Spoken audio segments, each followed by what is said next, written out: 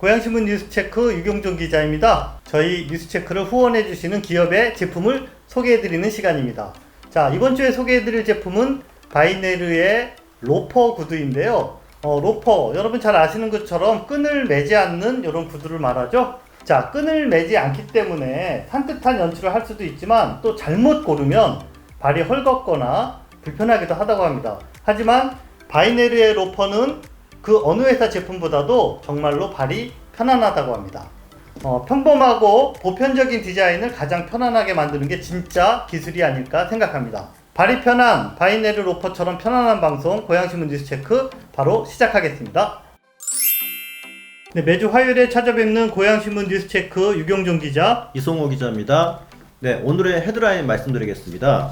국가철도망 구축 계획에 고양시 4개 노선 포함, 아파트 리모델링, 경기도 고양시 적극 행보, 바이오 클러스터, 고양 파주, 상생일까 경쟁일까, 그리고 풍동 YMCA 국제 청소년 센터 완공 1년 만에 개관했다는 소식, 마을 청년들이 만든 맛집 지도 보드게임을 소개해드리겠습니다. 네, 첫 번째 뉴스는 여러분들이 가장 관심 있게 보시는 철도 노선 뉴스입니다. 제4차 국가철도망 구축 계획이 발표됐는데요. 고양시가 무려 4개의 노선이 확정 반영됐습니다. 어디인지 이제 확인을 해보면요. 먼저 인천 2호선 일산 서구 연장, 그리고 3호선 파주 금능 연장, 신분당선 삼송 연장, 마지막으로 고양선. 그러면 쉽게 생각해서 이번에 선정됐으면은 이게 바로 착공된다 이렇게 생각해도 되는 건가요? 이걸 오해하시는 분들이 있는데 예비 타당성 조사에 자격을 얻기 때문에 예비 타당성 조사를 통과하면은 곧바로 착공이 될 수도 있겠죠. 하지만 예비 타당성 조사를 통과하지 못하면은 계속 늘어지면서 사업이 안 된다, 이제 이런 말들이 나오게 될 수도 있습니다. 네, 그러니까 가능성이 있는 노선들은 어쨌든 다 담아내는 그런 계획인 거네요. 자, 그러면 이번에 포함된 4개 노선을 좀 하나씩 짚어주시죠. 가장 관심이 있었던 노선이 인천 2호선입니다. 고양시가 오래전부터 국가철도망에 반영시키려고 했던 노선인데요. 5년 전에 그 3차 국가철도망이 있었거든요. 그때는 선정되지 못했어요. 그런데 이번에 처음으로 이제 선정된 신규 노선이라고 볼 수 있겠습니다. 인천 2호선은 김포를 지나서 한강을 넘어 일산으로 이제 들어오는 노선인데요. GTX 킨텍스역이랑 연결되기 때문에 인천시랑 김포시가 둘 다 일산으로 넘어오는 것을 굉장히 적극적으로 바라고 있습니다. 현재 이제 그 인천 검단 쪽에 지금 메타가 지금 통과되지 않고 있으면서 그것만 통과가 되면은 뭐 김포하고 일산 노선은 쉽게 수월하게 메타가 통과되지 않겠느냐 이렇게 보여집니다. 네, 우리 고양시 입장에서는 이 인천 2호선에 관심이 집중되는 이유가 마지막 역의 위치가 어디로 선정될 것이냐, 지금 설왕설래가 아주 많거든요. 어떤 요구들이 있고 또 우리는 어떻게 좀 합리적으로 추론할 수가 있을까요? 네, 인천 2호선은 일산 구간의 환승역을 먼저 말씀드리면은 인천 2호선의 이제 노선을 좀 말씀드릴게요. 환승역은 총 일산의 3개의 역을 통과하게 됩니다. 굉장히 많죠. GTX 킨텍스 역을 먼저 통과하고요. 그 다음에 3호선 주염역을 통과합니다. 그 다음에 경의선 일산역까지 치고 올라옵니다. 원래는 일산역까지만 계획되어 있었는데 그 위로 이제 연장을 하겠다라는 이제 의지가 이제 이 지도에 나오는 거죠.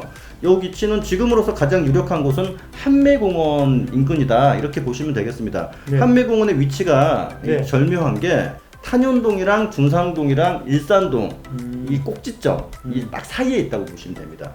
자, 그렇다면은 신분당선 서북부 연장, 자, 요거 아까도 말씀해 주셨는데 요거는 이번에 어떻게 이제 저희가 정리하면 될까요? 네, 약간 이제 기사 회생했다 이런 표현을 썼었는데 이번에 폐기될 줄 알았는데 이제 살아났다, 이제 그런 뜻이죠. 사업 주체가 서울시입니다. 그래서 기존 계획안을 서울시가 변경을 해서 경제성을 높인 다음에 다시 예비타당성 조사를 통과를 시킬 것을 이제 시도할 것이다, 이제 이렇게 관측이 되고 있습니다. 자, 한 건 한 건이 다 관심인데요. 자, 이번에 3호선 연장 짚어보겠습니다. 달라진 점이 뭐냐면요, 국토부가 금능까지 연장을 하겠다라고 이번에 발표를 한 겁니다. 원래는 이제 운정 신도시라고 지난 3차 국가철도망에는 그렇게 계획돼 있었거든요. 즉 운정 신도시 어디쯤에 여기 멈출 것이다, 종점이 될 것이다. 근데 이번에는 경의선 금능역까지 더 올라가겠다 발표를 했습니다. 이게 어떤 의미냐 좀 해석을 할 필요가 있는데, 현대건설이 추진하는 민자 사업에 이제 힘을 실어줬다 이렇게 볼 수 있습니다. 지금 3호선은 국가 사업이 아닌 국가 재정 사업이 아닌 민자 사업으로 추진되고 있거든요. 현대가 이번에 금능까지 하겠다. 파주시랑 이렇게 같이 발표를 했어요. 네. 그러니까 국토부가 이 민자 사업의 안을 이번 4차 국가철도망으로 받아들인 것이다. 이렇게 볼 수 있죠. 즉 현대건설이 하고 싶은 대로 좀 해봐라 라는 이제 의미, 더 나아간 해석을 하게 되면요. 파주시와 손잡고 있는 현대건설, 이제 이 노선을 자주유지하게 된다면은 고양시 구간에 대해서도 파주시가 좀 주도권을 가지고 노선을 짤 수 있지 않을까. 그러면 고양시의 입지가 조금 이제 약해지지 않을까. 이런 우려도 있습니다. 자, 3호선의 종점은 운정이 아니라 이제 공릉천 건너서 금촌, 금릉까지 가게 될 것 같습니다. 자, 그러면은 고양선, 보니까 이름이 좀 바뀌었네요. 네, 우리가 흔히 알고 있는 고양선을 이번에는 고양은평선이라고 표현해서 발표했습니다. 앞으로 이제 이 이름이 네. 정식 이름이 될 것 같은데요. 작년 12월이죠. GTX 창릉역이 새롭게 생기면서 노선이 변경됐습니다. 대곡역을 가지 않고 곧바로 고양시청으로 오는 곳으로 이렇게 노선이 바뀌었는데, 중간에 역 위치라든가 역의 개수 어떻게 될지는 조금 더 두고 봐야 알 수 있겠습니다. 이번에 그 노선이 확정 반영된 4개 외에도 후보 노선으로 고양시 구간에 2개가 이번에 언급이 됐습니다. 네, 본 사업에는 포함되지 않았지만은 장내 여건 변화 등에 따라서 추진 검토가 필요하다 이렇게 인정한 사업들로 후보 사업, 추진 검토 사업으로 이렇게 명명한 사업이 있는데, 거기에 고양시 구간에 2개의 철도 노선이 포함됐습니다. 그러니까 앞서 말한 4개 노선, 여기에 2개 노선, 쉽게 얘기해서 4+2 이렇게 표현할 수 있는데, 이 2개 노선까지 하면은 고양시에 큰 교통 혁명이 일어나는 것이죠. 예, 이 2개 노선 살펴보면요, 교외선이랑 통일로선입니다. 자세한 내용은 고양신문 기사로 확인해 주시면 좋겠습니다.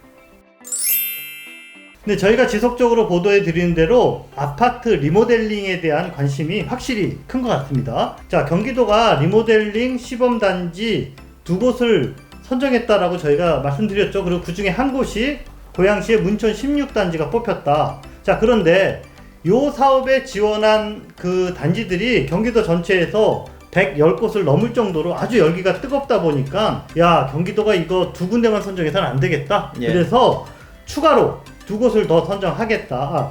근데 후보가 어디냐면은 그 1차 선정에서 그 예선을 통과한 18곳 중에 2곳을 선정하겠다. 이렇게 추가 발표했습니다. 2곳을 선정하는데 새로 지원하지 않아도 된다. 기존에 지원하는 데서 뽑겠다. 그런 건데, 3곳이 예선을 통과했고, 한 곳은 1차에서 선정됐고, 나머지 2개가 바로 옥빈마을 16단지, 그리고 강선마을 14단지입니다. 그러니까 18개 중에 고양시가 2곳, 그리고 그 중에 2개를 선정하는 거니까 제가 이거 주말 동안 계속 계산을 해봤는데요. 예. 확률로 치면은 2개 중에 하나라도 뽑힐 확률이 21.6% 정도 그렇게 된다. 그러니까 어쩌면 문천 16단지 외에도 고양시에 있는 아파트 단지 하나 정도가 이번 컨설팅에 추가되지 않을까 하는 기대감을 갖게 됩니다. 네, 고양시도 이제 자체적으로 리모델링 공공 지원 방안을 모색해야 될 때라고 보는데 어떻습니까? 네, 이제 새로운 리모델링 지원 정책을 위해서 고양시의 공동주택 현황을 조사를 했습니다. 그래서 그 결과를 좀 살펴보니까요, 460개 단지나 된다고 합니다.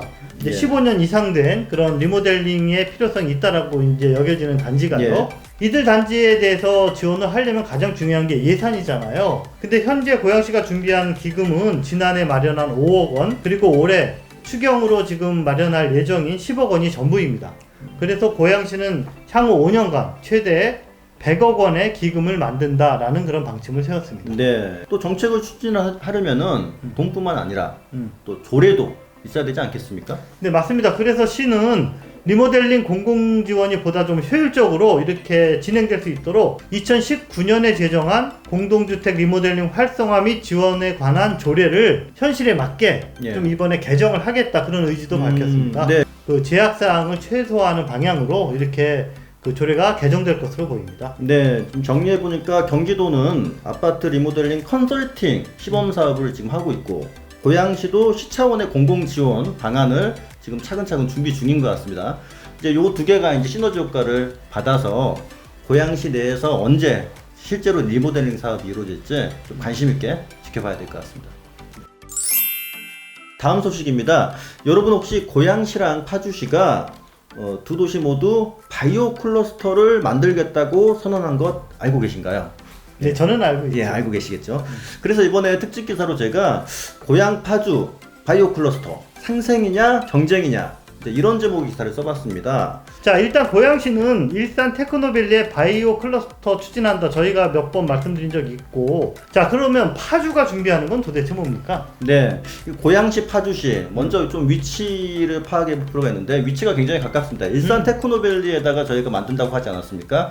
일산 테크노밸리는 일산대교 근처니까 파주하고 굉장히 인접해 있죠. 파주시는 어디다 만드느냐? 바로 심학산 바로 앞입니다. 저희 심학초등학교 거기 맛집 많잖아요. 그 바로 앞이 지금 공사 중이라는 것을 가신 분들은 알고 계실 거예요. 그 앞이 이제 운정 3지구 택지 개발을 하고 있는데 그 택지 개발 바로 옆자리에 메디컬 클러스터라고 파주 메디컬 클러스터라는 이름으로 지금 조성이 계획되어 있습니다. 네, 이거 뭐 제이자이로 타고 가면 한 5분도 안 되는 거리 같은데요. 한 15분 정도 걸리더라고요. 그런가요? 예.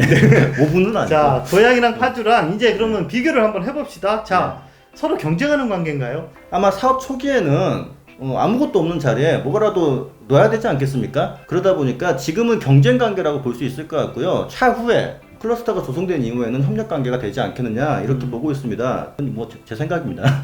예.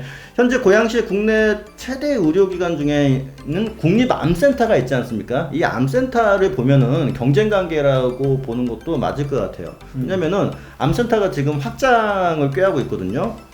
고양 파주 두 곳에 암센터를 환영하고 있기 때문에 암센터도 양쪽에다 손을 내밀었습니다. 손을 잡고 있는 거죠. 자, 고양시는 바이오 클러스터의 가장 최적지의 이유 중에 하나로 그 굵직굵직한 대형 병원들이 여러 개 있다라는 거를 내세우고 있지 않습니까? 자, 네. 파주 사정은 어떤가요? 파주시는 고양시랑 조금 달라요. 인구는 꽤 많은 편인데 파주시가 의외로 병원이 없습니다. 예, 마땅치가 않기 때문에 파주시가 또 가장 급급한 게 거기 파주 클러스터 내에다가는 대학 병원을 유치하는 게 이제 급선무예요. 그래서 작년에 맺었던 게 아주대 병원이랑 병원을 짓겠다라는 업무 협약을 파주시는 맺었습니다. 네, 자, 고양과 파주 간의 경쟁 관계로만 볼 게 아니라 좀 더 거시적인 측면에서 우리가 보자면 과연 바이오 클러스터가 이 고양시 또는 파주시에서 성공할 가능성이 얼마나 될까? 이거를 한번 좀 우리가 짚어봐야 되지 않을까요? 네, 여기에 대한 해답 녹록지 않다. 이게 쉬운 사업이 아니다. 저는 이렇게 결론 내리고 싶어요. 왜 그러냐면은 이미 전국에 바이오 클러스터로 조성된 단지가 너무 많습니다. 꽤 많고 그다음에 경쟁 상대도 굉장히 많아요. 네. 가장 큰 경쟁 상대가 경기 남부 지역입니다. 수원, 성남, 부천, 안산, 화성 이런 데에는 이미 제약회사들이 굉장히 많습니다. 그다음에 그리고 경기도가 운영하고 있는 경기 바이오센터 굉장히 큰 건물, 빌딩 사진 보시면 아시겠죠? 이게 또 수원 광교에 이미 자리를 차지하고 있습니다. 그래서 이미 이제 수원, 광교, 성남 이쪽이 이제 바이오 중심이라고 보시면 돼요. 인천, 그다음에 성남이랑 수원, 그다음에 충북 오송 이런 데랑 싸워서 파주, 고양시가 이길 수 있겠느냐? 요거 사활을 걸지 않으면 쉽지 않다. 저는 이렇게 결론 내리고 싶거든요. 아, 이거 정말 뭐 아주 비장한 각오로 이렇게 계획하고 뭔가 차별화된 돌파구를 찾아야 이거 성공할 수 있을 것 같다 이런 생각이 좀 드는데요.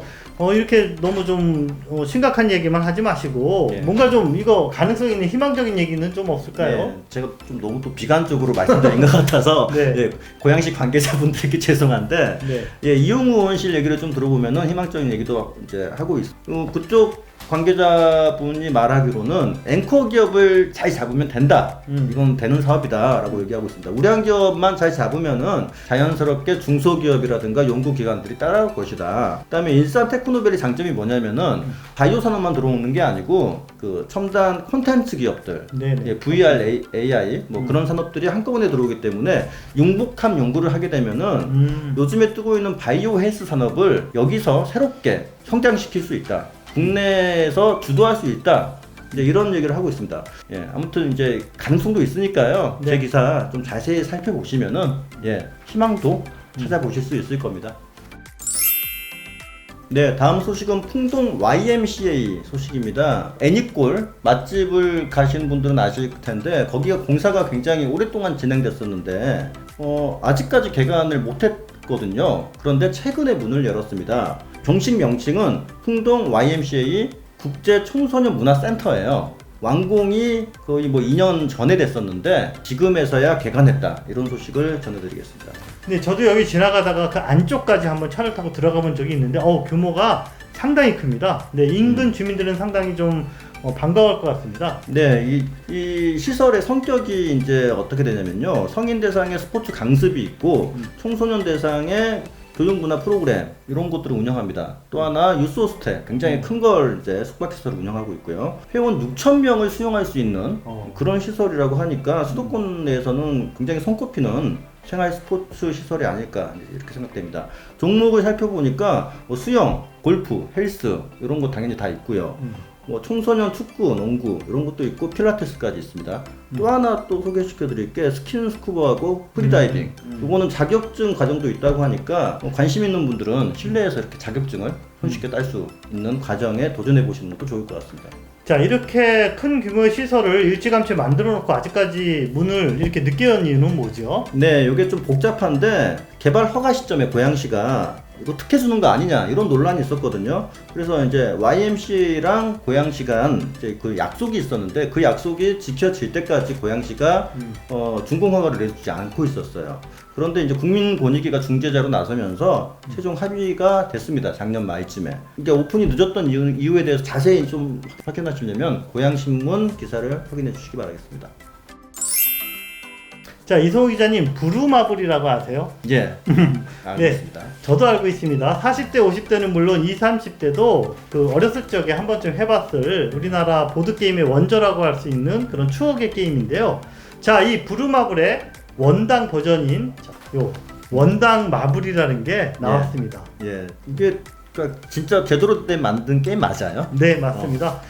이 원당 마블은 사실 그 원당 도시재생 사업의 일환으로 이렇게 만든 건데요. 주교동에 거주하는 청년들이 주교동에 있는 무슨 빌라, 아파트, 버스 정류장, 마을 정원 이런 데를 이렇게 직접 찾아다니면서 요 게임 카드를 직접 만들어서 요 게임을 이렇게 같이 하다 보면은 우리 마을을 좀 알게 되고 또 도시재생 사업에 대해서도 이렇게 홍보가 되는 그런 효과가 있는 그런 재미있는 게임입니다. 주사위를 던져서 우리 지역의 어떤 지역으로 이동하는. 그렇죠. 그리고 거기를 이렇게 재생 사업을 하고 뭐 이제 그런 방식으로 게임을 진행하는 거죠. 네, 원당에는 원당 마블이 이제 만들어졌는데 일산에는 또 맛집 지도가 만들어졌다. 네, 맞습니다. 지금 사진에서 보시는 것처럼요. 이것도 역시 일산 도시재생 사업에 참여하고 있는 청년들이 동네 맛집을 몇 개월 동안 직접 가서 맛을 먹어보고 그리고 맛집 24곳을 선정해서 맛집 지도를 이렇게 완성을 했다고 하는데요.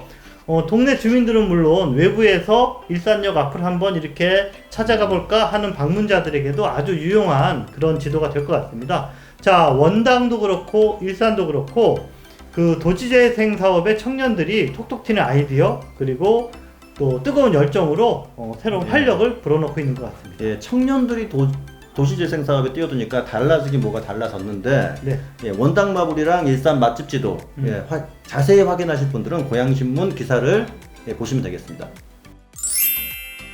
네, 오늘 이 월요일인데요. 오늘 보니까 윤여정 배우가 그 아카데미상 수상을 했다는 소식이 하루 종일 이렇게 좀 회자가 되는 것 같습니다. 이게 어떻게 보면 개인의 수상인데 모든 국민들이 즐거워하는 거 보면서 역시 이런 문화예술 콘텐츠의 힘이 크구나 이런 생각을 좀 해봤습니다. 네, 저희 고양신문 뉴스체크도 여러분들이 즐거워할 만한 그런 뉴스, 그런 소식을 전해드릴 수 있도록 노력하겠습니다. 네, 다음 주에 뵙겠습니다. 안녕.